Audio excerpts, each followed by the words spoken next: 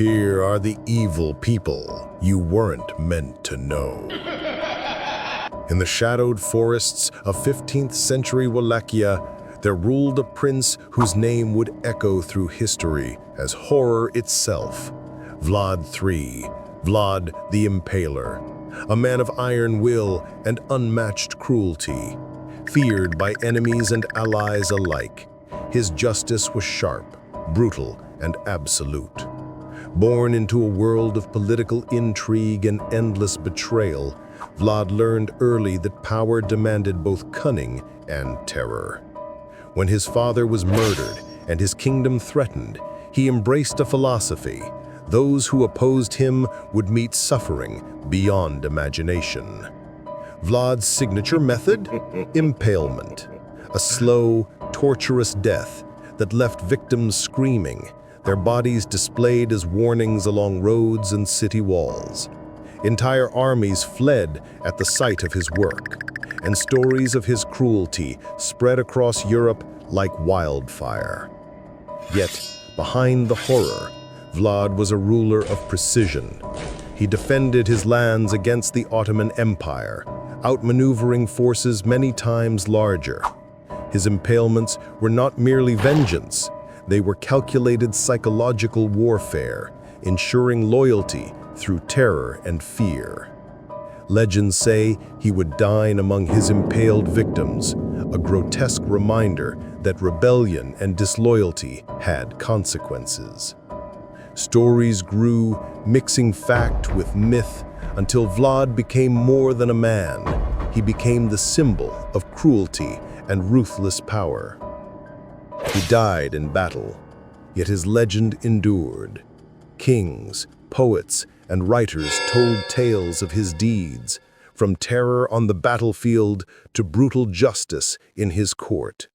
Vlad the Impaler, a man who walked the thin line between ruler and monster, hero and nightmare. A prince who made fear his weapon and left a legacy so dark that centuries later his name still chills the blood. Vlad III, the Impaler, the Dracula, the ruler whose cruelty became legend.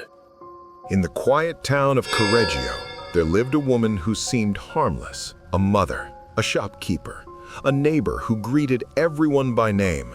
But behind that warm smile was a mind shaped by curses, trauma, and a belief that fate demanded blood.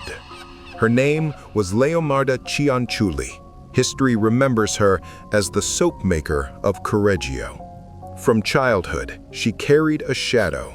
Leonarda believed her mother cursed her before she was even born, and every tragedy in her life became proof.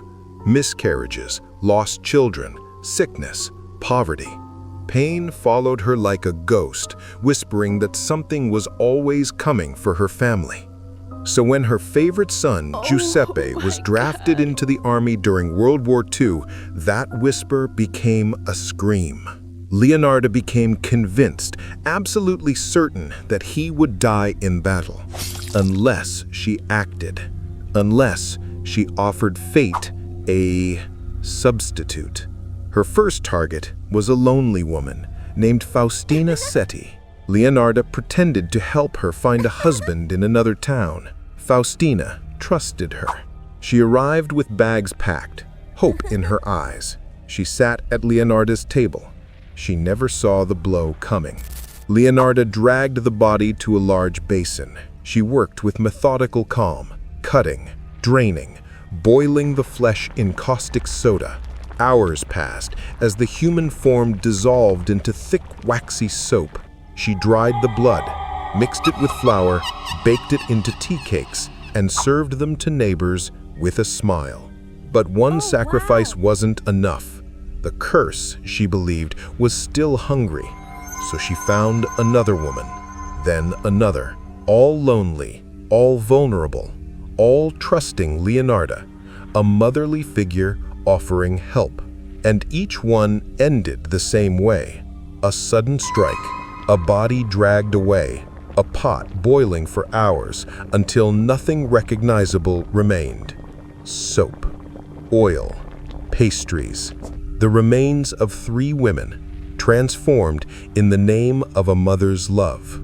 Leonarda wrote letters in their names, telling families not to worry. Their loved ones had moved, had found work, had met someone. Lie after lie to cover sacrifice after sacrifice. But fate finally pushed back. One victim's sister grew suspicious. She reported Leonarda's name to the police. Officers came knocking, and when they questioned Giuseppe, Leonarda broke. Terrified her son would be blamed, she confessed everything. Not with regret, but with pride. She corrected the officers' notes. She explained measurements, tools, boiling times, as if reading a recipe.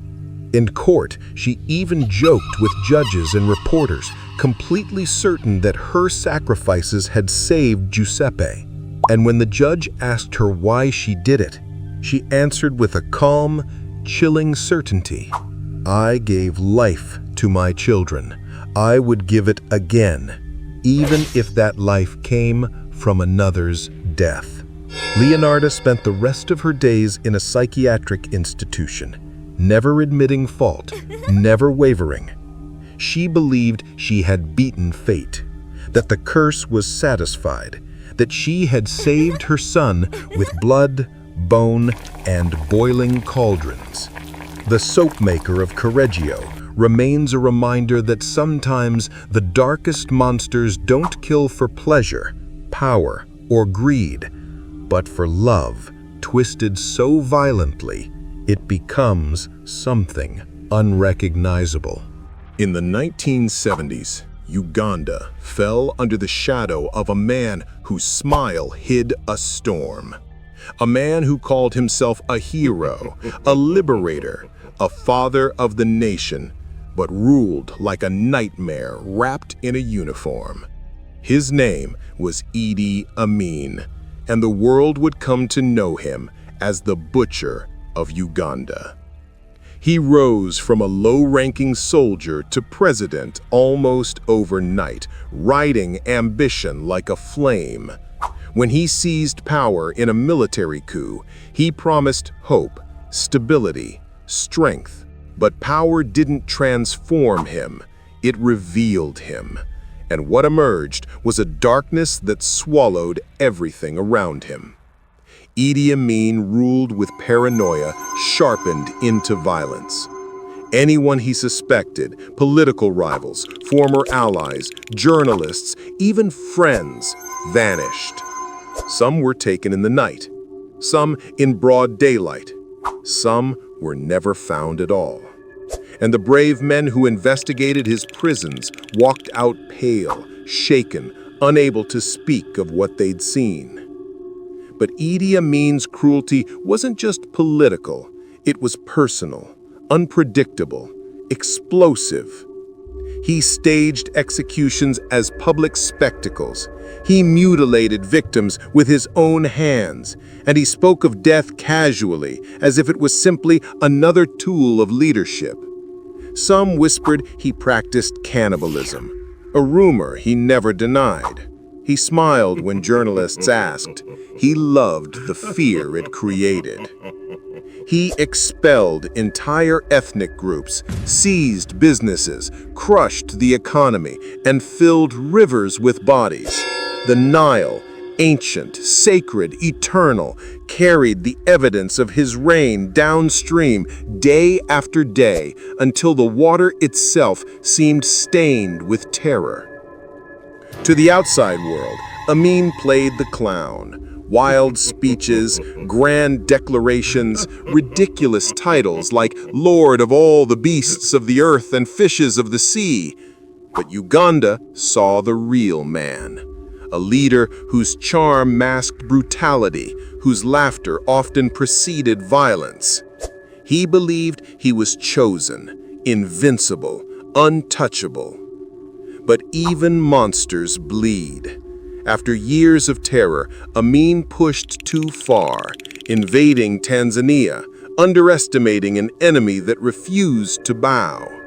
Tanzanian forces marched into Uganda, and the people, exhausted from fear, rose with them.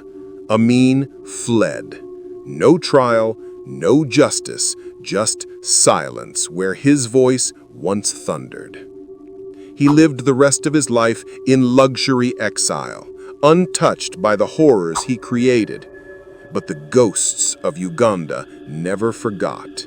1,000,000 lives scarred, a nation rebuilt from ashes, a legacy so dark that his name alone still chills those who survived. Idi Amin called himself a hero. History remembers something else, a ruler who turned a country into a graveyard.